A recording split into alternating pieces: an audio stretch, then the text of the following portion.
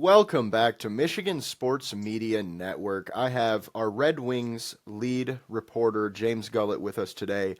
Anyway, so moving on, we're gonna move into some Lions talk. Okay, not a lot's happened. We know that Brad Holmes has not been out here, fucking, making moves like he's fucking. I wanted to say something I shouldn't, so I'm just gonna move on. Anyway, so Brad Holmes is not out here, throwing money wherever and making shit happen. However, what he's doing is right, make it rain, baby. What he's doing is basically we're making smaller moves, and I think that's what Super Bowl teams do. If I'm being honest, like obviously the Eagles just won the Super Bowl and they made some bigger moves, but I don't even know if they signed somebody to the same amount of money we gave DJ Reed. So realistically, we probably made a bigger move than they did in free agency so far, and they lost more than we did in free agency. Think about that. We lost Carlton Davis. They lost Milton Williams and Josh. Josh Sweat. I don't know how I thought Pascal for some reason just popped in my head, but he plays for us. So they lost some guys in free agency, so they kind of had to make a little bit more moves in total to fill those holes. Like, they signed Aziz Ojulari. However, the Lions have been making some solid moves too, and we've talked about most of them throughout this podcast. And if you want to hear about it as they come, go listen to our old stuff. We have it all clipped out, so if you just want to hear that, you can find the Lions clips. We'll talk about whatever signings they made throughout every episode. So check that out. For now, they just signed corner Rock Ya-Sin. Now, this one right here is a lot of people are confused, I think. A lot of people are going, why'd we sign this guy? Who is he? He's a bum, whatever the case may be. Okay, he's a pretty good guy. He's a pretty good corner. Okay, he's pretty young. All right, I think he's only 26, 27 right now. He's pretty young. He's not going to be a starter, guys. Like, you guys have been talking shit about Kindle Vildor for fucking 2 years. This is the guy that's replacing him. So, I mean, he's better. He is. And that's what you should want. It's not all about, oh, we're going to go sign the best player available. It's about getting guys that fit your team and what you need. And Rock Ya-Sin is a very, very solid cornerback 4. I mean, I'd say even cornerback 3 possibly. But as a CB4, perfect. And we got him for pretty cheap. I'm sure the details haven't come out yet, I don't think. At least I haven't seen them if they did. But with that being said, I mean, this is a pretty solid signing. Good depth. He's a gritty guy, as James said on Twitter. He is a very like Lions type of player. But then, what was the other move we made today, James? Do you remember? Oh, we re-signed Khalil Dorsey. That's what it was. Yeah. Okay, so we got another depth corner who can play special teams, and that's kind of what we're doing right now. We're adding good depth to the team. We've re-signed a lot of our like Trevor Nowaski, Ezekiel Turner, Anthony Pittman, Mitchell Agude. Who else? We signed Isaac. Is it Ukwu? Am I saying that wrong? And Mine won't be any better than he's that. he's obviously more of a depth player. All these guys are, but that's what you do. I mean, they all played pretty well when they needed to last year. So I feel okay about free agency so far, but I'll hold my full thoughts for a little bit later. So for now, I'll pass it over to James for his thoughts on the Rock Ya-Sin signing and the Khalil Dorsey signing. I mean, to me, you hit the nail on the head. Rocky Sin is absolutely the Vildor replacement. I expect him to be corner 4. I do not see him, uh, and I'm not saying this to try to badmouth him or put him down. I don't see him competing with Arnold or Rakestraw or those guys. He's the depth piece at this point. I did see, I think we all see, but I did see on Twitter or X, whatever you want to call it, some people saying like, "Oh, he's a Lion now, so he's the best corner out there. So good thing we improved." And I'm like, he is better than Vildor, in my opinion. He is definitely better than Vildor against the run. He is physical. He is, and for those who may have not seen it, I retweeted it. Come check me out on my X profile at Gullet_James. and I retweeted him flipping Amon-Ra St. Brown on a run block attempt.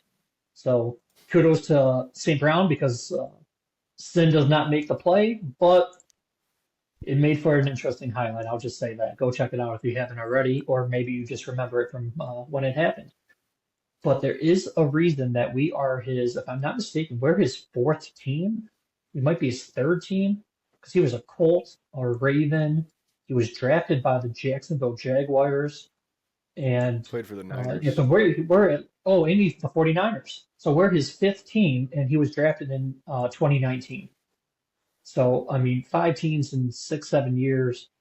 Um, he's a former high second round pick. He was 34th overall. So he has talent and he has a place. I mean, there's a reason why five teams wanted him. I mean, on one end, even I've asked the question when a free agent bounces around, why does no team want to keep him? But at the same time, it seems like all these teams want him at least. I don't think he's going to be a giant difference maker, but he is a solid depth piece. Cleo Dorsey, as you mentioned, we don't see him on the field too often in terms of defense, but he is a damn good special teams player. We are loaded up. I'm spacing on the guy's name from the Colts that we signed, the linebacker with the long hair. It's going to give Grant Stewart. Alex Anz- thank you. He's going to give Alex Anzalone a run for his money on the best hair now. But we're signing a lot of special teams players and core special teamers. I know it sucks we lost Jalen Reeves-Maybin, who is a pretty damn good special teams player in his own right, but we signed him to a decently big contract that he also dabbled at linebacker, and it just wasn't in the cards with the money, anyways. Um, but to the fans that are pulling their hair out, relax. If you're like Aaron Rodgers, just relax.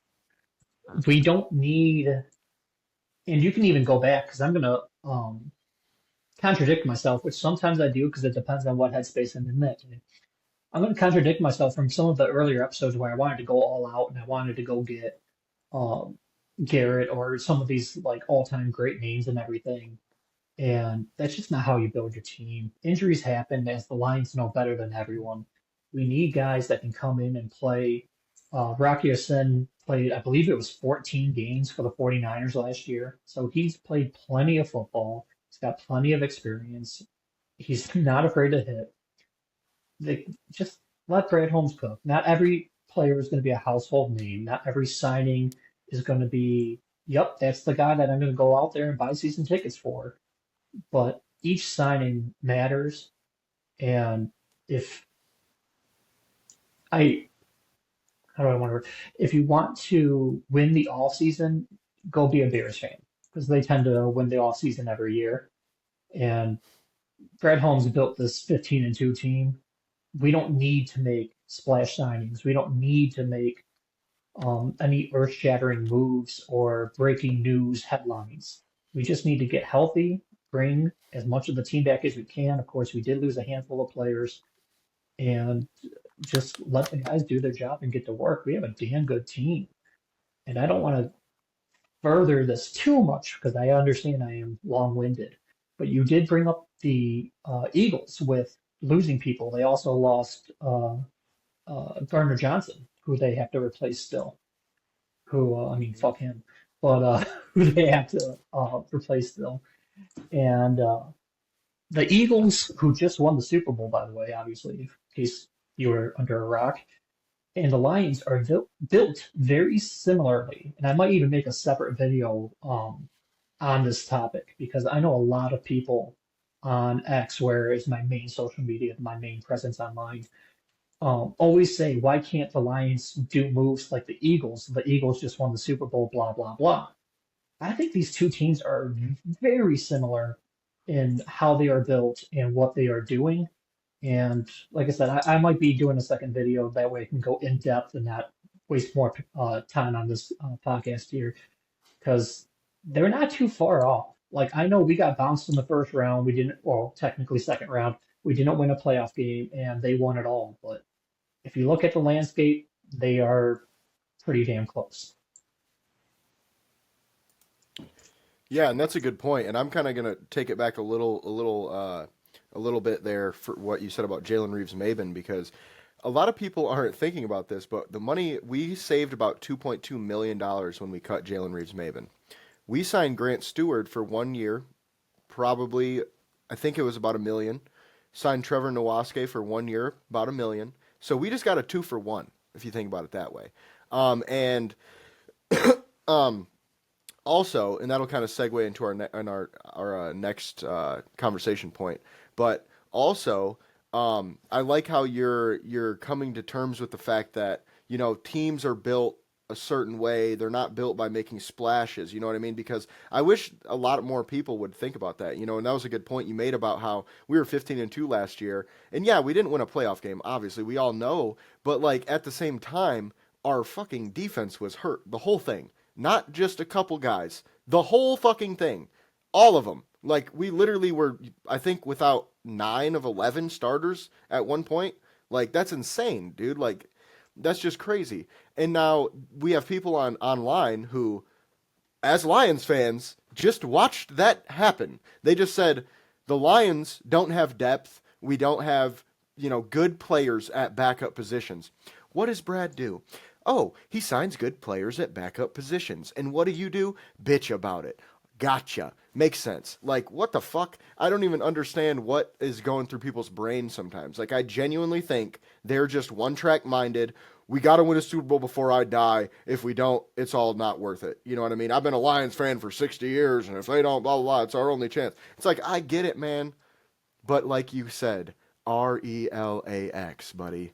Fucking drink a beer, have a fucking cig, or whatever it is that gets you through the day, and just chill. All right. Now, our next point, and I kind of skipped over a little bit here, but our next point is Lions free agency as a whole, I think, was pretty good. Obviously, there's still a lot to come, but we've been doing a good job with depth signings. We signed another starting corner to replace Carlton Davis. We've done a good job at re-signing the guys we want. Levi Onwuzurike, and a lot of other depth guys too. Marcus Davenport came for cheap, so if he's healthy, he could play pretty well. I feel pretty good, and to keep this kind of shorter because I do have an article coming on about this pretty soon. I think Brad's been doing a good job, and I'm gonna kind of, like I said, pretty much every podcast we have. My judgment will be reserved until after the draft. Once the draft is over, then we have a real idea of how this roster is supposed to look. Who knows what he's gonna do, man? He might trade our second round pick for somebody. He might trade up for somebody. I don't fucking know. I mean, shit, we drafted a running back 2 years ago when everybody was certain we were drafting a fucking defensive lineman or whatever the case may be. We drafted Jahmyr Gibbs when running back wasn't even a thought. Oh, we got fucking DeAndre Swift and we got fucking Jamal Williams. Well, Glenn, look what we did. Now we got Monty. Now we got Jahmyr. That's how Brad does this shit, okay? Chill out. Let it all play out, okay? With that being said, let's talk about our upcoming cap space, okay? So I saw on Lions Royalty on Twitter today posted that the Lions have about $5 million in cap space next year. Obviously, that'll probably be a little bit different based on the cap going up, but it's not going to be 30 million. It's not going to go up $25 million. That's just not like that realistic. So what's got to happen is restructures. Goff has to restructure. He's got a $70 million cap hit in 2026, people. Taylor Decker, he needs to restructure. He's getting I think it's a 22 or $23 million cap hit. And then we probably need to cut some guys. But if we do all of that stuff, we can clear up $60 million. But that's why Brad's not making these big deals. He cannot do it. We literally cannot afford it. We can't go give Josh Sweat $19 million for 4 seasons. Why? Because we will not be able to afford him next year. That's just how this is going to work. And that's why I'm in the boat of Von Miller, baby. 1 year, 12, 14 million. Bring him home. Get us a guy to go across from Hutch. Draft one too, because we're going to still need one. But that means we don't need so much out of our rookie. So I just feel it's pretty obvious, where we have to go from here. Obviously we have to sign a couple more guys, some depth guys, especially edge rusher. We need to sign another, I would say maybe another receiver or draft one at least. we still need to add depth kind of all over the field. So let's see how the draft plays out. Let's see how everything goes. I feel pretty confident still. I mean, what 4 years ago, dude, we had 3 wins. We just had 15. Like, I feel pretty good. So with that being said, I'll pass it over to you, James, and floor is yours. Yeah, I mean, you bring up a great point. I just brought up some other cap space hits for the 2025 season. And there's a few names on this list that, like you said, I don't know because of their number if they'll be with the team. We can make some cuts here or there. I'm not even going to name names because I looked at it for about 20 seconds and don't want to make a fool of myself. But there will be the one question that came up to my came to the top of my head. Sorry, I can't speak right now. You mentioned the running backs. You mentioned that 2 years ago, 3 years ago, I'll say three to be on the safe side, we had Swift and Jamal Williams. Jamal Williams set the all-time Lions record for touchdowns in the season. Swift often hurt, but always had exciting, big, flashy plays. And fast forward 2 years, and both of those guys are out of town. We don't have either of them. We have two new guys, and they are both better. And I think it's pretty undeniably better. Gibbs is healthier and faster, and I mean, I'm just going to end it there because I can talk all day about how much better Gibbs is. And Montgomery is a damn good power back, but he's not just a power back. He had that 75-yard run. I think it was not last season, but the year before against the Chargers. Like they both can be bell cows if need be. When Montgomery got hurt, Gibbs filled in and was the bell cow. I know we gave a handful of handoffs to Craig Reynolds, who, by the way, we did resign one of these days. I can't remember if we talked about that on the last episode or not. He's back. I thought it was decently expected. Long story short, and getting to where I was going with, there is a free agent running back that I am curious about. And like I said many times, call, just see what he wants because running back is not a position of need by any means. But Brad likes to update the roster if he can update the roster. And there is a pretty often injured free agent running back that, on a short term, cheap deal due to his injuries, I would be really, really curious on what he can do potentially behind the D line. Oh, what are you shaking your finger at? It's Nick Chubb, isn't it? It is exactly Nick Chubb. I knew it the minute you said there's a free agent running back. I was like, it's got to be Nick Chubb, man. And then you said the injuries, and I was like, oh, yeah, that's Nick. Yeah. That's Nick. He's my Like, favorite running back. Like, I love him, so I'd love him here. And I was looking over a list of top free agents, and I saw his name. I'm like, holy shit, I forgot all about him being like not retained or whatever. And I know he's always hurt. I know he had a devastating knee injury. I mean, I don't want to even relive that part of my head. But if he, wants a job, because currently he's a free agent, I don't think anyone is going to give him top dollar, which he deserves if healthy. But if he can come in here and just kind of be our 30, just get his feet wet, take a handful of reps, he doesn't have to be the guy. We don't have to make him come back off his devastating injury and give him 25 carries a game. Just kind of mix him in a little bit, get his feet wet. I mean, when healthy, he's a top 2 or 3 running back in the league. So if he's willing to take a 1 or 2 year deal I do mean pennies. I'm talking 1 or 2 million a season. I doubt he would even take it, but just pick up the phone, give it a call, see what happens. I haven't heard his name attached to any teams at all. I haven't heard anyone talking about him. And like I said, I realize we don't even have a need there, but if you can add Nick Chubb as your running back 3, why the hell not? Why the hell not? Like I said, if he's willing. But right now he's unemployed, so some paycheck is better than no paycheck. Maybe he's going to wait mid-season, wait for a good team to see if they have an injury or something. But like that's a name that I personally will be keeping an eye on closely from this point on. Yeah, and I'm really glad you brought him up because I wouldn't hate it. But that injury, man, I think is part of the reason why teams aren't necessarily like falling over themselves to get him. Also because it's such a deep running back class.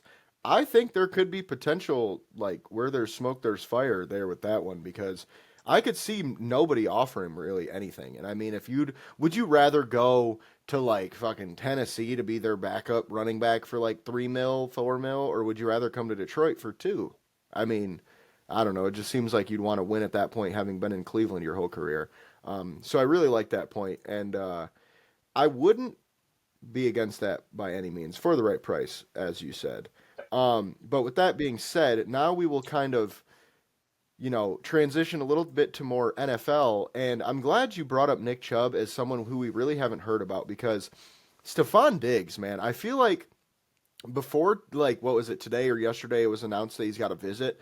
People just forgot about him. Like, genuinely, it was like Chris Godwin, Devontae Adams, the big names in wide receiver free agency this year. And I know he's coming off a big injury. Don't get me wrong. But I'm talking if you're a team like fucking New England, you don't have a wide receiver that's really, for lack of a better term, worth a shit. I mean, they're decent guys, but they're all. It's like your whole team's wide receiver threes right now. And I mean, Douglas might be a two, but like still, that's kind of rough when you got a young quarterback like that. Why not go sign Stefon Diggs to a 1 year, $10 million, $12 million, maybe even $15 million deal? I mean, probably closer to 15 with how much money Cooper Kupp got. Because when he was healthy, I mean, he was still playing well, and it's not like one of those injuries where it's not the fucking 1980s anymore, guys. You tear your ACL, you can usually come back the next season and be pretty good. So, and I know he's older, so it's going to be a little different, but still, I mean, I would feel confident that a 1 year deal with how much money the Patriots have or the Panthers have, just do it. Why not? See what happens. But with that being said, speaking of other older guys coming off of an injury, Aaron Rodgers, which I know he's not coming off of an injury this year, but just tore his Achilles. Minnesota completely out.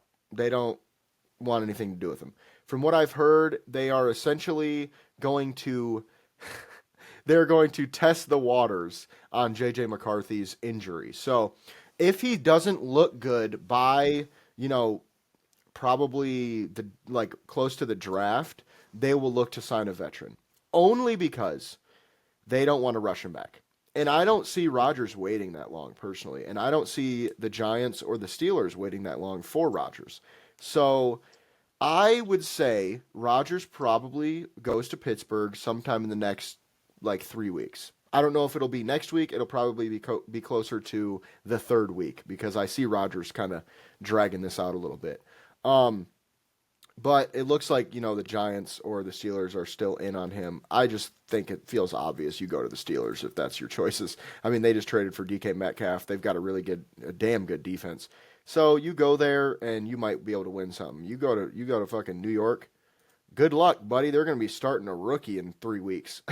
Like shit, and you ain't going to win nothing. So you're going to be making 30 million, but you're going to be sitting on the bench losing. But with that being said, Russell Wilson is another option for these teams too. So, the longer Rodgers waits, likely he's going to lose a spot. And it's likely Pittsburgh, which is where I would say both of them want to go. And obviously Russ had his Cleveland interview, which that could be a thing. I don't really know how serious that is, but that could be real. Where there's smoke, there's fire on that one, I guess. So then we have the Trey Hendrickson stuff. Not too much has changed on that front. They want a first round pick, and after signing T. Higgins and Jamar Chase, they want to keep him. And like I just told you, the Lions have $5 million in caps around there in cap space next year. So that's not going to happen. We're not going to trade for him and then pay him $30 million. We just can't do that. We literally cannot. So that ship has sailed, folks. And then with that being said, James, I'll pass it over to you if you have anything to add about those things, and then we will wrap it up with some NFC North conversation. The only thing I have to touch on, and you kind of segued it perfectly, is I did read right before we came on. It's literally posted on Bleacher Report 27 minutes ago. So it's actually during when I was looking up some of the other stats that Stephon Diggs and the Patriots have been in contact. It says there is no deal imminent, but they have reached out. So I mean, right there, you hit the nail on the head with that one already. And then, as you were saying, it did space my mind and a good segue into the NFC North potential news with Rodgers being out in Minnesota. Unfortunately, I would have loved for him to follow that Favre arc so much. But with them potentially looking at veteran free agent quarterbacks if JJ's not ready to go, or if they just want to sign one to have a kind of a mentor for the young quarterback. The name I heard linked to Minnesota to watch out for is Carson Wentz. So, I mean, just wanted to throw a name out there to put a name to the report. But that's the name that I heard being linked to Minnesota. Yeah, and I've definitely heard that too. And honestly, it kind of makes sense. I mean, Carson backed up Mahomes last year and had a couple games where he played in. So I could see that as a mentor type guy. That's just one of those moves where it's like, okay, this is our backup. We're not even gonna like think about him starting. And I will say, I mean, I still think Carson Wentz is a mediocre quarterback, but he can spot start and things like that. So if JJ's not ready the first few weeks, I think you could be okay with Carson. Obviously, it's not ideal though. But with that being said, actually, perfect segue. Let's go into the Vikings free agent signing so far. So obviously, they have been very active. Okay, they've made trades. They've done pretty much everything in free agency that their fans have asked of them. And it starts with they really, really shored up their defensive and offensive lines. They signed the guard Will Freeze from, or Fries, whichever, I think it's Freeze though. Will Freeze Freeze. from the Colts. Yep. And then also Ryan Kelly from the Colts. So they basically took the Colts center and guard away from them. They signed Javon Hargrave and Jonathan Allen. They signed a couple DBs. They re-signed Byron Murphy to a huge $22 million per year deal. Re-signed Aaron Jones. Traded for Jordan Mason. Signed a punter. A couple DBs, like I said. Isaiah Rodgers should be pretty good for them, actually. He might even be a starter over there. And I mean, in all, they traded away their right guard for a pick, which I mean, they got something for him, which is solid. And they re-signed Eric Wilson, or not re-signed, but brought him back. Jeff Okuda they brought in. Rondale Moore they brought in. I mean, they're out here just making fucking moves, man. And I'll tell you what, I like them. I like most of the moves they've made. It makes sense. They get a new guard, they trade their old one. You know, sign a new center, cut their old one. They just upgraded a lot of positions this offseason. And personally, as a Lions fan, I'm not scared, but I'm trepidatious, okay? I don't feel great about the NFC North next year. We had to beat them in the last game of the year to win it last year, right? And this was when they didn't have all these guys. So I know everybody's saying, oh, you don't win the offseason doesn't win you games. It does if you fucking get better as a football team. I don't know what else to say about that. You do win games by winning the offseason as long as your team got better. I mean, and I think the Vikings did. Like, at the end of the day. Like, so, don't get me, listen, you ready? I feel that the offseason is the only way to build a team. How else do you do it? Anybody got, you know what I'm saying? Is there another way? I mean, trades in the season is the only other thing you can even do. So it's like, literally, you build your team in the offseason. The problem is a lot of the teams that win the offseason, it's because they overpaid some guy that's not worth it. That's not really what I'm talking about. That shit, we know that's not a good way to build a team. I'm talking they made good moves for. I mean, they overpaid a couple guys. Don't get me wrong. Like Jonathan Allen getting $15 million a year, did not see that coming. Or was it 20? Yeah, he got 20, and Javon Hargrave got 15. So I don't love the money, but at the end of the day, they got better as a team, got better in the trenches, pretty much got better all over. So I'm not a huge fan of that as a Lions fan. And I will say the fact that we haven't really done much to upgrade our team from last year kind of worries me because we have a harder schedule. The NFC North's getting tougher. So I just hope we can stay healthy and, keep this thing going. But with that being said, I'll pass it over to you if you have anything to say about the Vikings. About the Vikings, per usual, you hit the nail on the head. They are better than they were. Like I don't think there's any doubt on paper, assumingly, on the field as well. Don't know that until we see them. Hopefully, the guys can mesh well together. There's without a doubt they upgraded their O line, like you said, with Kelly and Freeze. But I'm not afraid of them. I'm not. I'm trying to find the right adjective. Like they're you got to take note of them. You cannot ignore them. They're not pushovers by any means, but like bring them on. I'm not worried about them either. We had, and it's kind of kicking the dead horse already, but we had so many injuries. We had so many, and who's to say? And I'd never root for injuries. I don't care if you're a rival team or not. Who's to say the Vikings don't have 20 guys on IR next year? Who's to say the Bears don't or anyone else? If everyone's healthy, even though the Vikings are a good team, I just think we are better, and that is setting aside my fandom for the Lions. Like they did get better, but they needed to get better. I feel like they over succeeded last year of what their expectations were. I thought they were going to be a good team. I predicted them to win more than 10 games, but I did not say 14.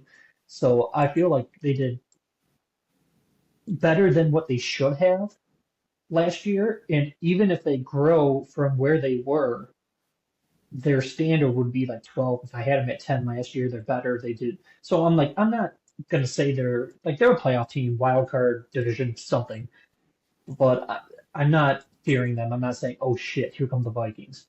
And I do love JJ.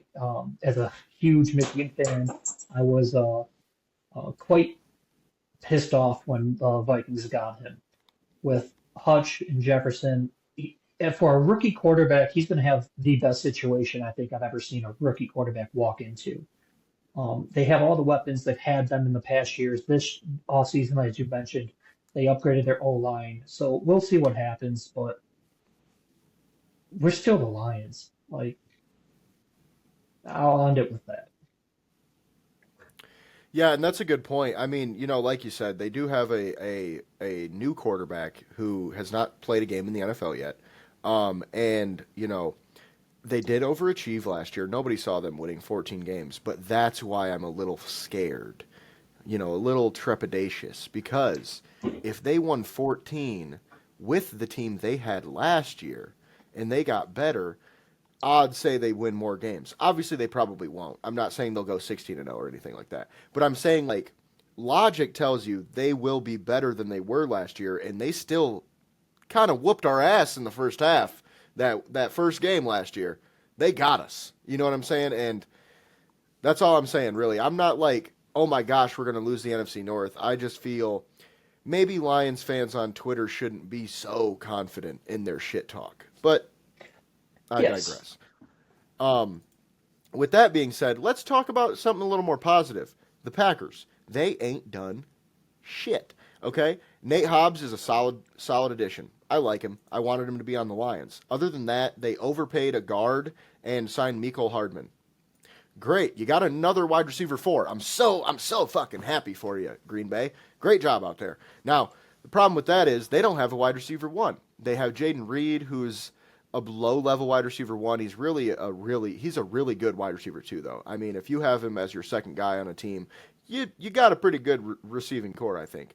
But the problem is they gave way too much money to that guard. He's a solid player, but he's not amazing. I mean, I like him, but I don't love him, I just feel they didn't do great in the offseason this year so far, which bodes well for us. I mean, they're not really, adding too much to that team, and most likely they're going to not have Jair Alexander. Obviously, there's been rumors either way on that, so I'm not going to come to any conclusions there, but my assumption is he probably won't play for the Packers next year. But with that being said, I'll pass it over to you if you got anything for the Packers. Oh, no, not really. Obviously, still have the draft to go.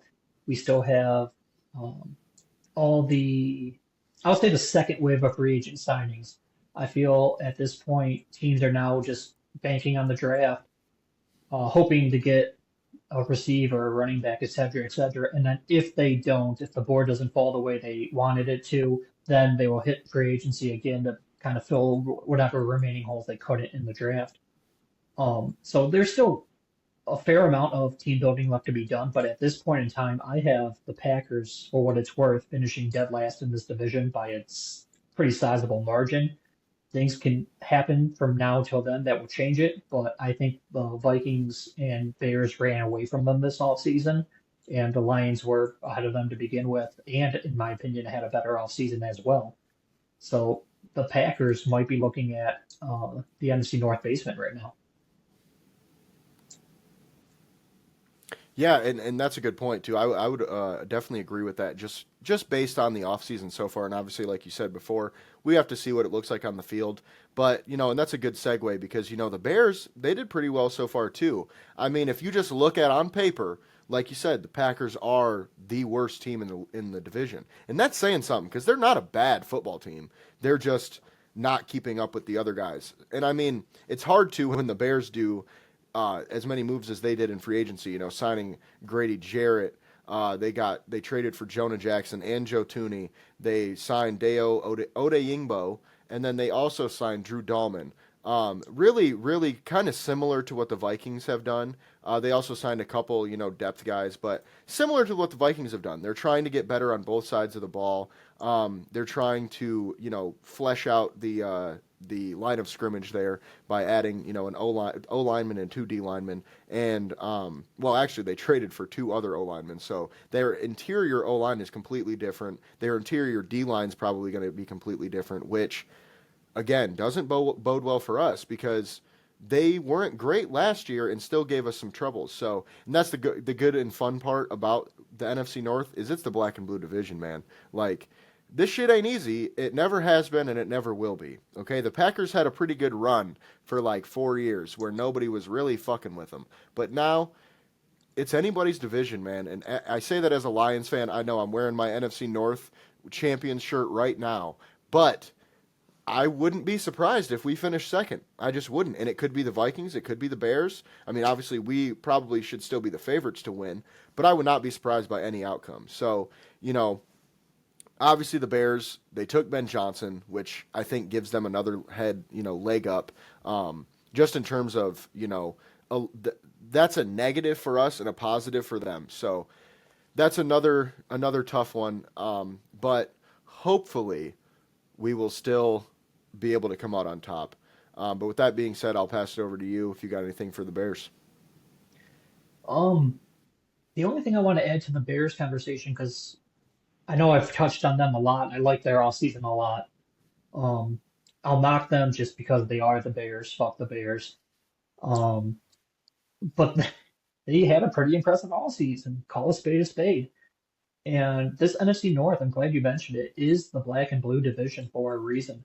I have brought up last year's standings for the whole NFC, and realistically, once again, it's early, start of the draft, all that. But realistically, as we sit here today, I believe that three of the top five NFC teams are all in the NFC North. So there's a chance, and I don't think it will happen, but there's a chance the Lions can finish third in this division of this upcoming season. That being said, I still think all three Bears, Lions, Vikings will make the playoffs. Like obviously we'll work on the seeding or whatever, but these three teams on paper are better than every team in the NFC other than Philly and Washington, in my opinion. Mix those two into there, and those are my top five teams in the NFC right now. Yeah, and I would agree with that. And I'm glad you brought up Washington because we will end the pod on a quick Washington talk because man, they've been having a really good offseason too. Like they traded for Laramie Tunsil, they traded for Debo Samuel. They've signed a couple good players there. And they just signed Michael Gallup today, so he's another good depth receiver for them. And I just feel like they have they still have some needs, of course, but they have a draft to fill those. Interior defensive line obviously is a big need for them still, but that's what this draft is deepest. So, I mean, it's kind of working out for them. I don't love that either because they whooped our fucking ass last year in the divisional, and giving Jaden Daniels just more protection and more weapons. Yippee ki motherfucker! Like this is gonna be tough. I am not excited to see the Washington Commanders next year. Now, am I scared? No, it's similar to the Bears. I mean, difference is we beat the Bears both times, we beat the Packers both times, we beat the Vikings both times.